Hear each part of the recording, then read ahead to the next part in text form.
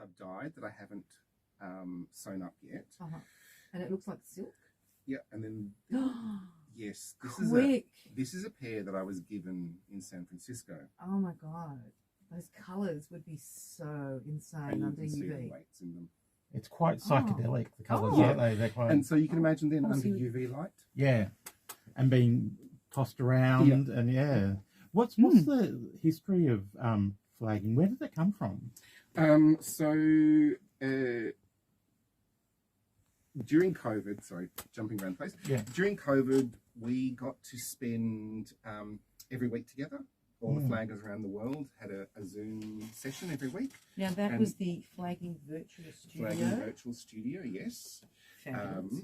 And so during that time, every week there would be a lesson or a talk, and we would get to hear different stories. And so I learned a lot about the history of flagging during those talks. It goes right back to the 70s when gay men wore leather and danced with fans. And like really danced with fans. So it's not just me that dances with fans. And this was the real proper twirling leather men. Better than that. Yes. And it's surprising it comes out of the leather community as well. Yes.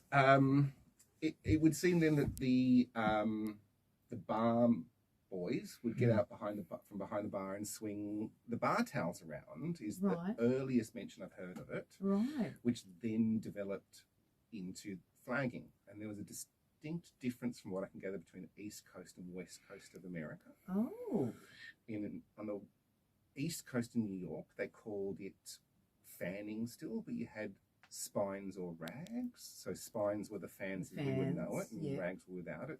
Whereas on the West Coast, they called it flagging. Wow. So then it got handed, it was kind of secret gay men's business for a while. You know, you had to be quite friendly with your daddy for him to pass on some flags. But then as that era started to literally die out, an effort was made to pass it on.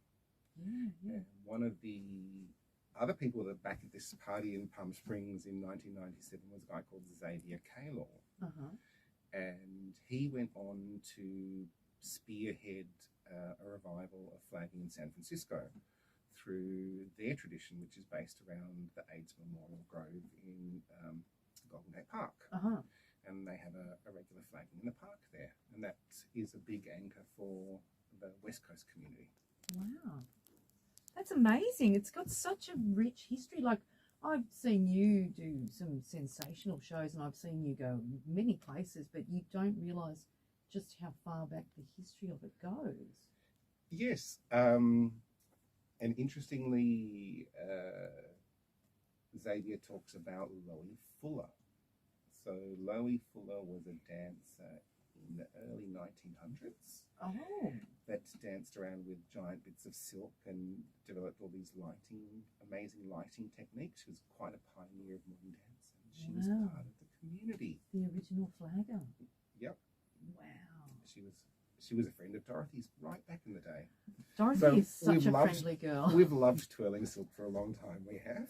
It's so lovely. It's such a beautiful thing to watch. Like, especially like when it's under UV lights, but just it actually at any time in the sunlight, it's just so pretty to watch them whirling around. And if there's a big group of flaggers, I just find it so gorgeous, so gorgeous.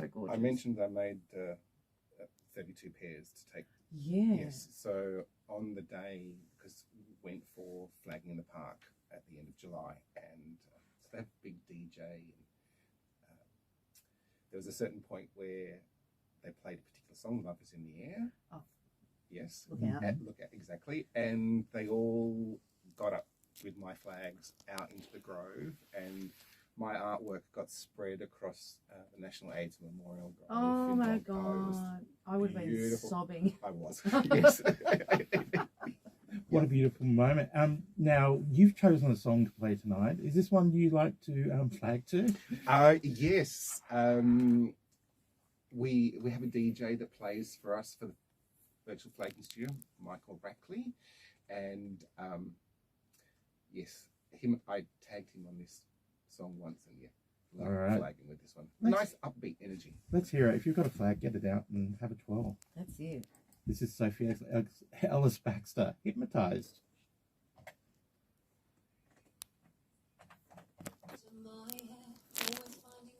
Cool.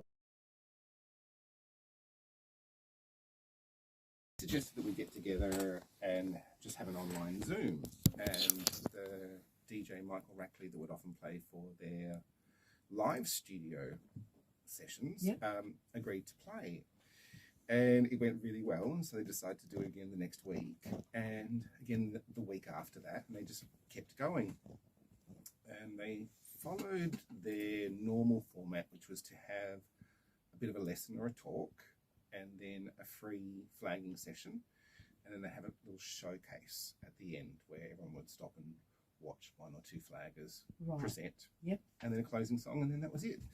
So it was Friday lunchtime here in Australia. So every Friday lunchtime for 2 years, I would hang out with all the flaggers. 2 years. We forget how long it was. It went a long time. It went a long time. And that's really a long time to get to know some people too, I imagine. Yeah, it was. And to hear a lot of stories too. And gay history is not always told. And the small stories aren't always told. Correct. And so just to hear the different stories of gay men and how they moved to San Francisco or wherever they moved to, and how flagging came into their lives. We even had some people join us from Brazil. There's a few cities in Brazil with flagging communities. Oh. And some beautiful coming out stories, and stories of young gay men finding love and acceptance within the flagging community. Oh. Yeah. Well, you're a friendly bunch. I mean, I've worked with your flagging groups a couple of times in a professional capacity. Yeah, friendly's one way to describe us. No, they were nice. They were a bit raucous sometimes. Oh, but friendly. But friendly, yes. Because, Sydney can be very quickie, and I did not ever find that with the flagging people, and I never have. I've always found it to be an incredibly beautiful, welcoming community. They see you with a set of silks in your hand, and they'll come over and say hello. Yeah, and people get excited when they see it because it looks beautiful. But I mean, I'm not game to try it because I'm notoriously for someone that's a dancer. Yeah, I can ribbon dance, but I can't throw things around. My hand-eye is I don't even know how I get through life. So I imagine it's not easy. Is it an easy skill to do? Yeah, a lot depends on what you want to get out of it and what level you want to take it to. Well, like some of the tricks that you do, like that looks like a little helicopter. Yeah, so, that is my dance background. I have cheated majorly to have an advantage in that way. Well, that's not cheating, that's just being clever. Yeah, and I've been doing it since 1997. Right. But there are some people that pick it up and just find their way with it straight away. Yeah. Some people pick it up and they fight with it, and they can't. It takes them a while to sort of settle into it. Yeah, I imagine that it would because it's you're sort of working with weights, so you've got it's like reversing with the trailer. Yeah, it's part prop manipulation. Yeah. And it's part artistry. Right. So with the flagging virtual studio, can anybody log in and watch that? Yes, anybody can. Oh. It is a Zoom, so it still continues to this day. The first Friday of each month. Yep. That's Friday our time. Yep. If you go to Facebook, you can just look for Flagging Virtual Studio and request to join that, and usually links to the Zoom. Because I've got to say, it's a tremendous show when they do the little showcase at the end, and people put so much effort in. There's a UV lighting, and the whole room is set up, or there's some sort of spectacular background. We were bored. The but difference even now, between the beginning of lockdown and the end of lockdown, people got so many lights and backdrops and flashing things. Do they do it from their homes? Yeah, so we're all in our lounge it's room. Amazing. That's great. It's totally tricked out the lounge room with new lighting rigs and and people it looks like a huge curtains. Wow. It looks like a huge dance party, and it's just like one or two people in the lounge doing their stuff, and it's just it's a magical show to watch, and it's on the interwebs for free. Yes, and watchers, newbies, experienced people. Yeah. We also become fan dancers and hoopers. Right. Yep. Right. So if Okay. someone was interested in getting involved, it's a good place to start. Yeah, And- so there's a Sydney Flaggers Facebook group, which since I've been involved with the virtual flagging studio hasn't been particularly active. There's the virtual flagging studio page. The biggest Facebook group would probably be Flagging in the Park in San Francisco, from where you can find lots of other flagging resources. Wow. And so tell us about what's your favourite show been for flagging? Have you had a favourite or a favourite place that you've performed? Like, has there been one that, for me, my favourite show is the Shaka Khan show. I was in a show with Shaka Khan many years ago. I lost my shit.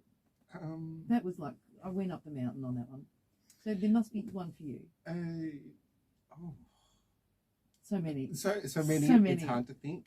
There was Macy Gray in Hong Kong. Got flown over to Hong Kong to do a banking corporate gig. Yeah. Wow. For Asian bankers. Yep. Asian audience are quite polite. Yeah. They're enjoying themselves, but they're very polite. Yeah. And so I was there with a whole bunch of carny folk, stilt walkers, twirlers. Carny folk.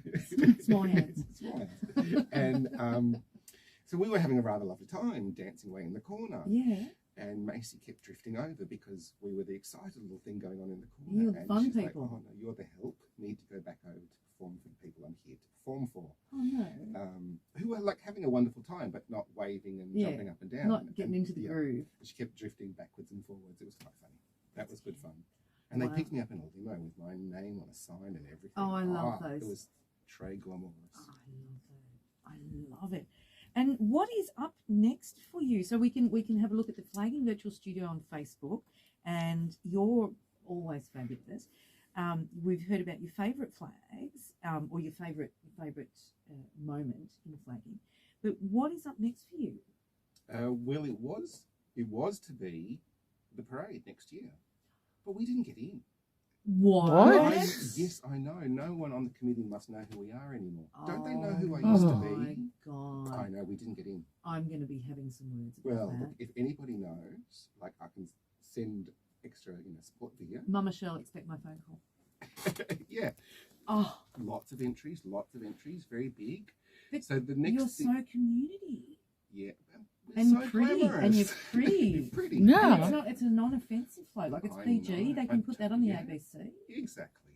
Oh, wow. That's really freaky. Well, I think there is another thing that might be coming up, and I think we might be able to see you doing some sort of spectacular Oh yes, of course. at the Parramatta Pride picnic. Exactly. Is that still a thing? Yeah. 22nd of October. It is the 22nd of October, and you will And be so able to is see... that a Saturday or a Sunday? That is a Saturday, and it starts at 10:30, but the shows will be from 12.